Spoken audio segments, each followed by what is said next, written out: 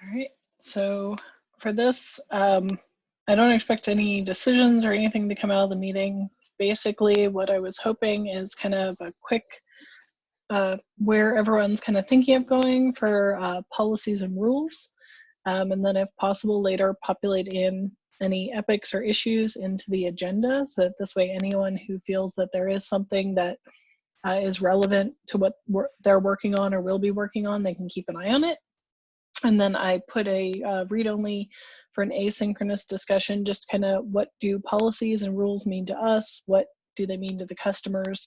Because I think that's going to be a murky, messy area. So that issue is linked in there. So do we want to start with Matt? Because I think you're probably going to get there first before the rest of us. Sure. Yeah, so I think the biggest thing that comes to mind is this. Well, a lot of the features we're implementing have some tie-in to policy. One of the features we implemented, for example, was instance-level merge request approval rules, because enterprise customers have said, we want to be able to restrict this. We don't want anybody to change it unless they're an admin or an authorized user type of thing. That seems to be the general trend, except moving it to group level for GitLab.com and self-managed. But the bigger item coming down the pipe is trying to replace forced includes, because that's currently manifesting right now as some sort of group level policy that says, here is a definition of the required jobs that have to run as part of our compliance program. And then making sure that that is implemented for any regulated projects in the group. I think those are probably the big summary items. I guess just a real quick question about forced includes. Is that going to follow the same thing you had mentioned earlier, where it's going to be locked to certain permission levels? Or TBD? TBD, but probably yes. We know that one of the root pain points there is that customers want a central place to manage this, and they want specific individuals to be the ones managing it. So we know that there will be that type of delineation. Yeah, I think that answers your question. Thank you. All right, it looks like container security, there's some 13.1 work. Squee! Who wants to tell us about so I can talk to that. We've got a work plan for 13.1. Actually, because some of the 13.0 work has dependencies that are blocking some of that work, the developers are actually working on it now. So the plan is right now to have that tucked away as a tab in the threat management page. Really what this is initially is just the ability to view policies that have been created for Cilium and to enable or disable those policies. So in the spirit of iteration, we're starting at super small. And when I say tucked away, it's intentionally tucked away just because we didn't want to introduce a new policy page that was a little bit more noticeable in the UI and then underwhelm the users with our MVC that really is a minimal state. So the plan is, as that grows and develops in the future, we really envision other types of policies falling into that same page, including secure policies. And when it gets to that point, we'll move it out from its sort of tucked away hidden spot and make it more of a proper menu item dedicated to policy management for your security policies. Andy, did I miss anything there? Andy's designing that one. I don't seem to get everything. We do have designs there on the design tab of that issue, which a picture is worth 1,000 words. So Awesome. And it looks like threat insights is not going to be anything for right now, and just being able to turn on and off your dismissals is really the only thing. Anything else to add? Nope. All right. So I'll go through some SCA stuff, and then I have to hunt up the appropriate I don't know whether to link epics or issues or regroup by issues into epics, but mainly for licenses, dependencies, and containers, the kind of two areas that I'm looking at is one, we've got allow list and deny list going on for license, and people want to be able to manage that at the group level because today it's at the project level.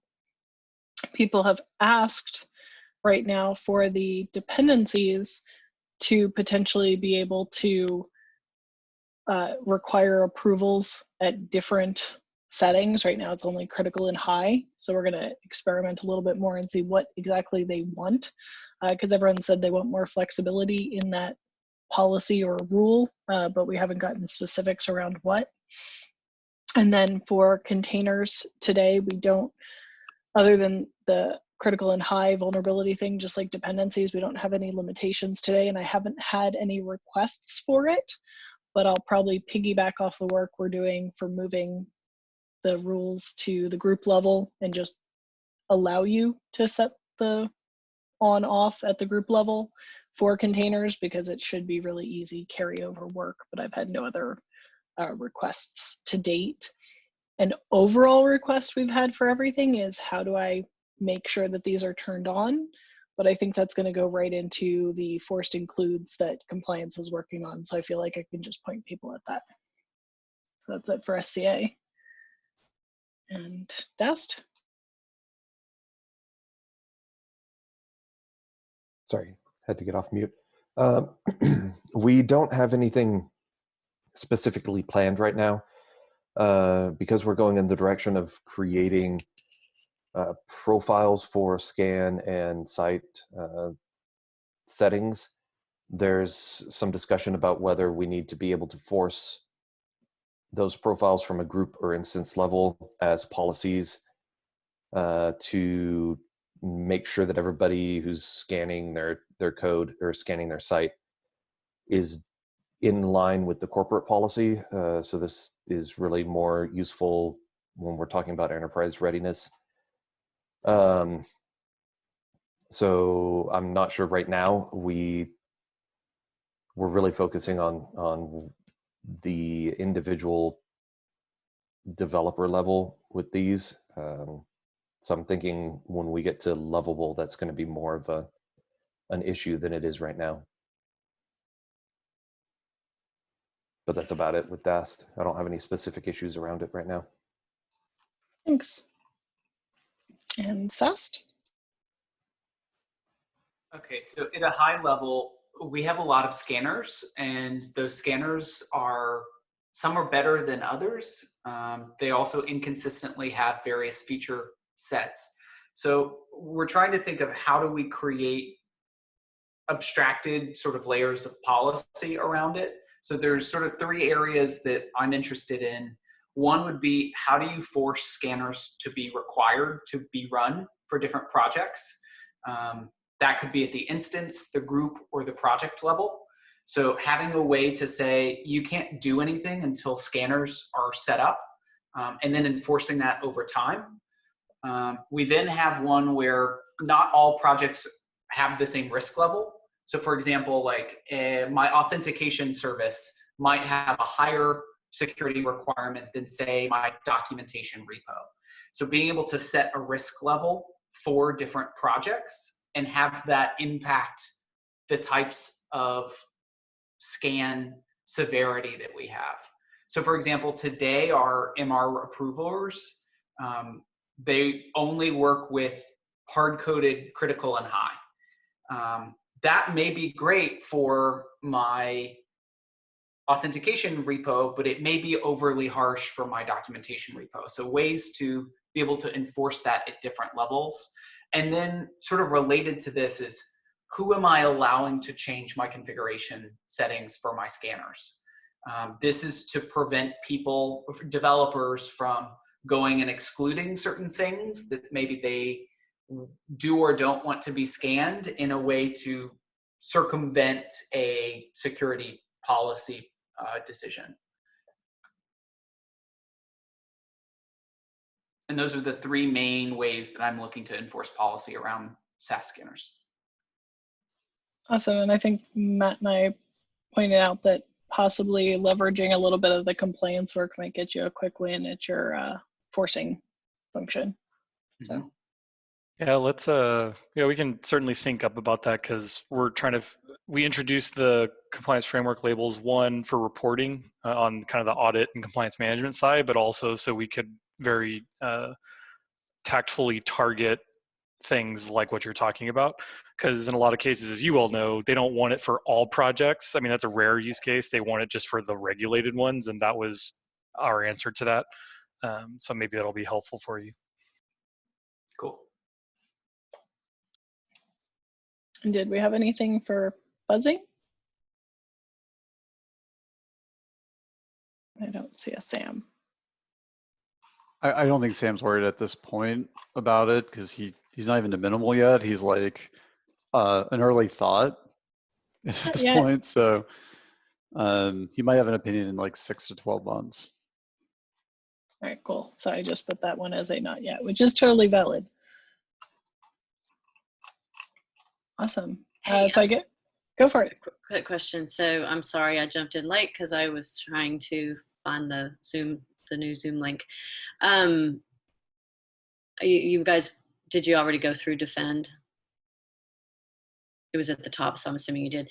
I wanted to add something for Defend, and that is, it seems like one of the key things that would be really helpful, and I don't know if this falls in Defend or compliance or maybe a handshake between them, but would be the ability to set policies that cross the different cloud service providers. So they all do things a little bit differently, and then you've got containers and Kubernetes, and they all have different settings. It would be awesome if we had a way to sort of in English-like language set a policy, and then that translates out to the different cloud providers and Kubernetes and whatever, so that they only have to know GitLab. They don't have to know all of those different pieces. And I don't know, like I said, where that fits, if that's a Defend thing or a compliance thing or something else, but food for thought that I just wanted to get out there.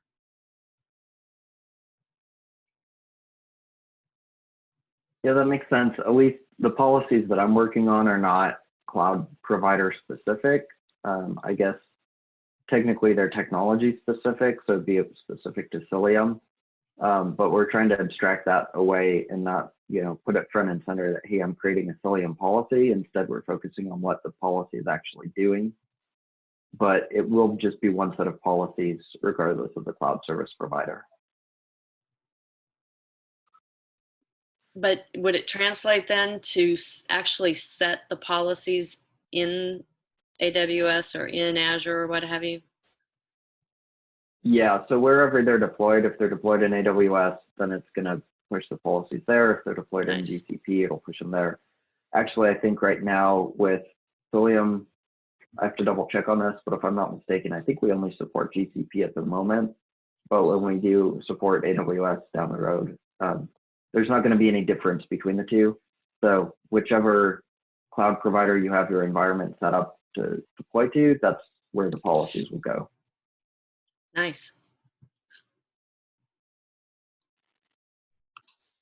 Cool. I expected that to take like 20 to 25 minutes. So we're all efficient. If we want to start wrangling about what policy and rules mean, we've got time. And if everybody's like, no, please, no, not on a Monday, we can keep that async.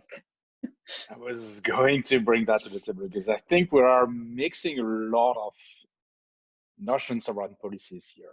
I would not, for example, put the policies that are tied to a cloud environment or cluster with the policies that we would have for the whole security maturity model, for example. It's something that is really different to me. And I know it's the same name, but in this case, we could put all the policies related to the COVID-19, for example, in this bucket. So I think we should start defining what are the policies exactly that we want to support and what we're talking about here. Because to me, it's still a bit fuzzy. I think, unfortunately, at least from my experience, our users use rules and policies interchangeably and also meaning different things, which I think is the beginning of the confusion slash interesting how we're going to have to choose to, if we're going to choose to have particular meanings for each one of those words. Yeah, I mean, I agree that some of the things that we're talking about here don't really feel like the way that I would use the word policy. You know, like, for example, Taylor, you know, where you're looking at requiring or forcing scanners to be enabled, it almost seems like, you know, I guess now we're getting into semantics and terminology, but it almost seems like a configuration setting more than like a policy or a rule. But at the same time, it might be a company policy that all projects must have scans enabled. Right. But yeah, I mean, I agree. I think it's a good point. Like, is there a way that we bucket these things and find a way to organize them, you know, so that we don't just have policies and you go there and you get everything in the kitchen sink? Like, there's some sort of logical organization to everything that's there. Nicole, I don't know, that sounds like the epic that you'd originally created that I think is now labeled for the compliance group. Let's see. Because yeah, I almost wonder if we should somehow just be describing like, hey, there's a bunch of rules that you can connect together to make your company policies. But Well, so there's this epic that I linked down here at the bottom, which it sounds like this was the intent you were trying to reach when you created that.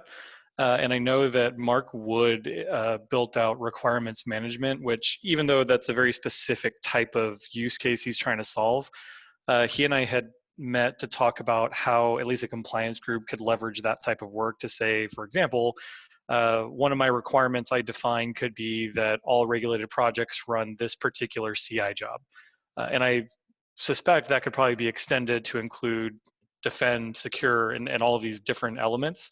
And so requirements management might be something that we either replicate with better, like different functionality, or just rebrand in a way that's maybe more universal, like policies or something. yeah, it's, the way that I think of it is kind of like that, where it's, I have a policy, which is a set of multiple rules for a certain type of project. And then I have a different policy that applies, which is a different set of rules for a different type of project. And so I almost feel like you create a policy by setting a bunch of rules and then grouping them together and saying, my policy around high risk projects is X. They've got to have A, B, C, and D. And then I apply this policy to these projects. But I mean, that's like we said, it's very semantics based, because somebody could just be like, well, it's just a rule set. Okay, well, I guess, yeah, you could also just call it a rule set, but that's your company policy around this particular scenario. I guess for me, at a fundamental level, when I think of a policy, I think of it as an if-then statement, right? If this, then that, where it says, you know, if X and Y occurs, then we want to take this action. You know, the term that you used, Matt, earlier, of workflow, seems to align pretty closely. And I don't know if everything here follows that model. Workflow. Right. And then you get into the discussion of policy versus process. And I think for the customers that we're all typically dealing with, the enterprise kind of risk averse, regulated context, ultimately their policies, the way that I think about it, I think is aligned with Nicole, where policies are an aggregation of rules, but those rules are based on the legal or regulatory framework they're trying to adhere to.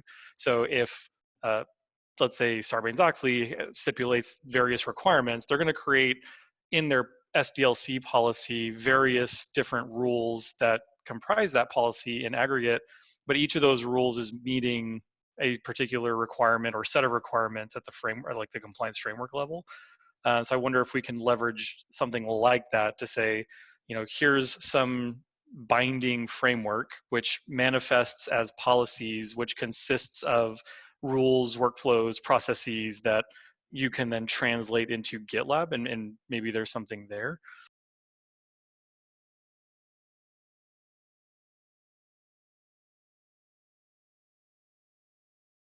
I do think, by the way, this is gonna be a fine line to dance around, I guess, because like Matt, as you're explaining it, I'm hearing like what Taylor and Sam White are asking for, which I think maybe parts of it could be worded slightly differently to make it a compliance policy versus a change in your process. Because like when I like use SOX as an example, but I'll use PCI because that's probably the one that to me is the most cut and dry. Like you must have a WAF and you must be doing DAS scanning, right? So that's a policy coming out of the procedure, but the process would change at like Auto DevOps must deploy DAS for them to be compliant. So I just think we're gonna have to figure out how to walk that fine line to make sure we're covering both sides of that. Because I think depending on how you word it, it sounds like it's a process problem versus a policy problem and vice versa. Yeah, I agree with that. And we could also try out a couple different messages and see which resonate better. Because we could say, and I'm just going to make this up, I'm not sure that this would be a good one, but we could test with a group of users like, we're setting up policies that help you enforce your desired processes, or we're setting up policies that help you, enforce your desired workflows. And we could find out which one resonates better and roll with that as like kind of our explanation. But because it's going to have to work from an analyst standpoint, and it's going to have to work from a users who are looking for a solution standpoint. Yeah, I think evaluating it from a task is the best way to do this. I'd want to avoid putting up words and getting their definitions of it, because I think you're right, Nicole. It's going to be so scattered. So GitLab should come with a point of view of this is how we intend to define them, and then we just see if that makes sense. And at least if we describe it to your point, like we've defined it this way and we're explaining it this way, and people can then see themselves in that. Be like, oh yeah, that resonates with me, even though you use slightly different whatever. Another food for thought would be to validate or invalidate the use of the word control or controls. It's often used by the compliance persona when we talk to customers.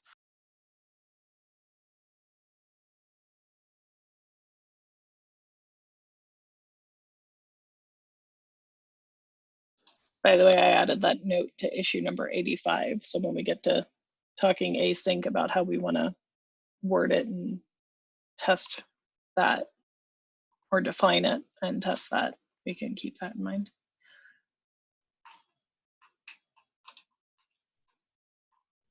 Yeah, I like that visual, Taylor. I'll just say that at Duo, we struggled with this whole language thing for a very, very long time, and we never found anything that consistently worked.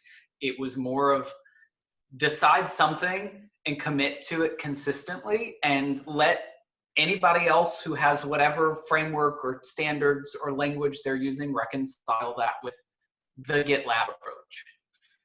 I'm trying to find the document we had at Duo. It might not be public facing, but basically we had this triangle that told you how we thought about various compliance needs in the ways that we supported the various like FedRAMP, PCI, that would then recommend various policies that you would set on your instance, which would change various configurations, and then who could actually go and change them.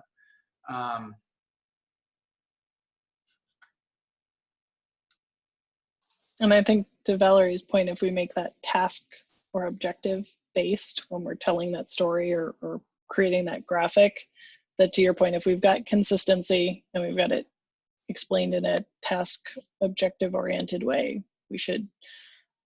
people should hopefully be able to understand what we mean and translate it on their own into whatever, because I don't think we're going to find consistency among our users. Also, the only other thing I'd call out is that this gets very, very confused with what GitLab as the company has decided to do for its own compliance and policy needs, which are more of a like vendor selection process. So very clearly diverging. The GitLab as a company has decided to do X or Y, and GitLab's product supports you to decide to do X or Y.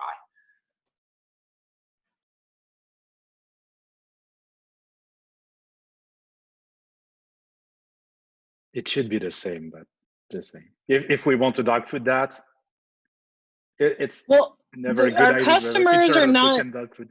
our customers are not going to have the same rules to follow that we do. They might have to follow HIPAA and we don't. I think that's what Taylor Absolutely. was saying. Just talking about the way to enforce, for example, the policies or the way to define them. It should be approximately the same. If it's totally different, then we're not going to dogfood it, and it's going to be a problem in the end.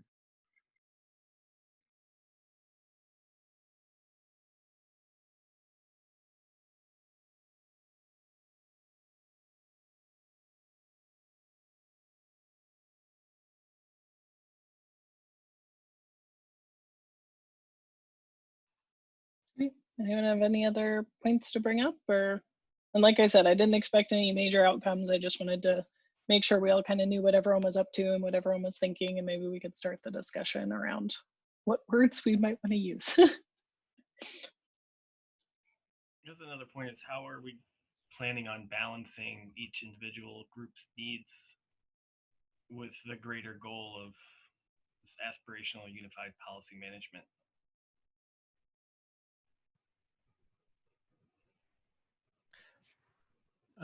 Yeah, I don't have an answer for that. I think that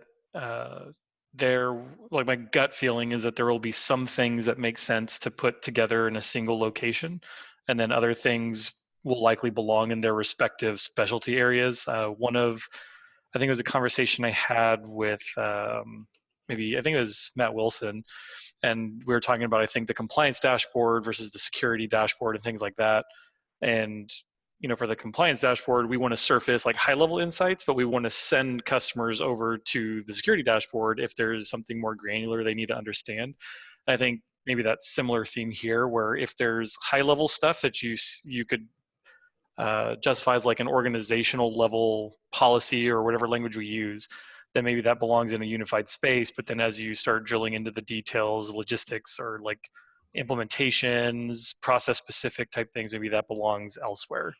But that's just my general rough thoughts on it right now, personally. I mean, my immediate thought was most widgets would start in secure, or at least the SCA ones would. And then and I believe this is an eventual goal where there's going to be like certain things like NIST or whatever that you're going to try to help users with. And as you get there, that cross-linking effect that you were referencing, we could start working with you on that. But until those wider things that make cross-linking reasonable, I was thinking there's not really going to be a lot of cross-linking for the short-term future. But in the long-term future, like there's definitely going to be spots where I feel like for certain compliance frameworks, we're going to definitely be cross-linking.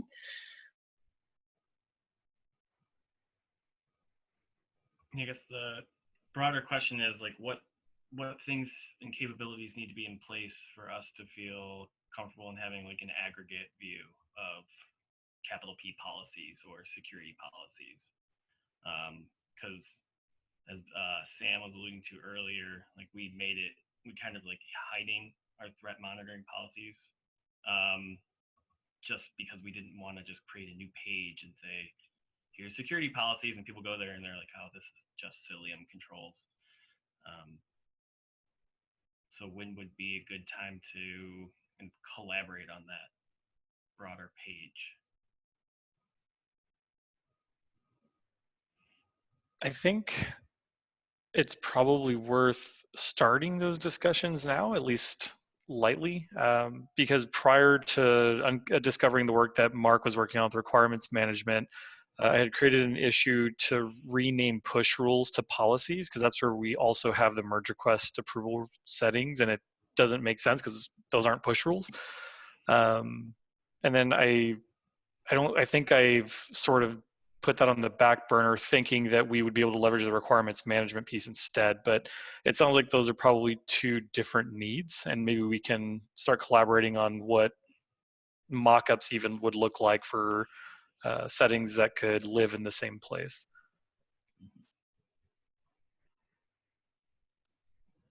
Would it make sense to start at a lower level first, like at the project level, and then push up? Because I guess, Matt, I see what you're working on is much more instance level. So, you know, for example, if we are defining on a per project basis, what scans need to happen, or any sort of, you know, like for mine, about the only one that I have would be a yes, no for requiring an approval for a dismissal of a vulnerability, for example, because it seems like yours would be much more at the global level, and then we could just sort of aggregate up. So you would have a global policy that might say turn on, you know, one of the NIST compliance flags, which may roll down into our stages, but could have factors elsewhere, PCI, something at that level. And would that make sense? We're kind of taking that approach between me and Sam White with some of the things that we're working on to redesign the security dashboard, where it's going to take us longer to get there at the instance level. So he's starting project up. Yeah, I don't really have a strong opinion there. So if that's what y'all have already been doing and that works for y'all, then I'd love to kind of get caught up on it and see if I can contribute in some way from the compliance group's end. But yeah, I don't see any issue with that.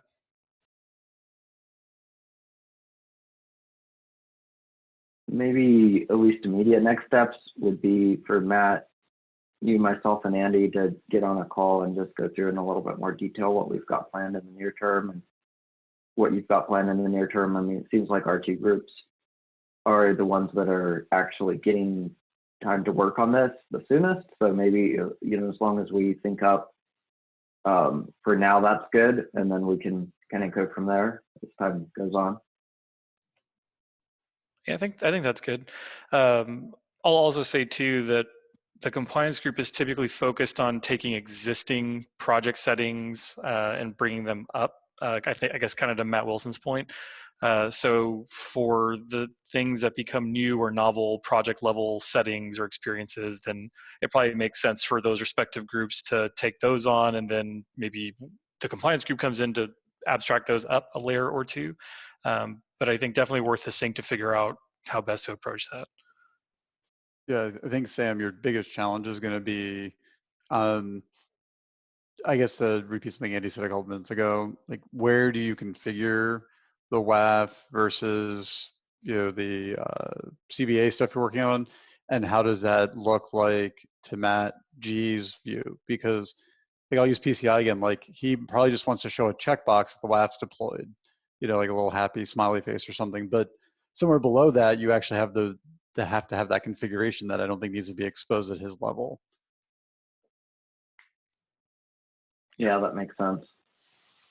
Which, by the way, to Andy's comment, like it could technically then be buried, your configuration. I'm not saying it should be, but you know, as long as there's a higher level place where you see it and you can click on to drill down into it. Yeah, it'll be good to sync, because the premise behind the compliance dashboard, Sam, is to give the compliance person somebody to or somewhere to go and have that single view where they can figure out where they need to go and spend their time more efficiently versus drilling down into specific details for every single project. And so there's, I think, yeah, a lot of opportunity there, but we'll certainly hash through that. Okay, I'll put something on the calendar.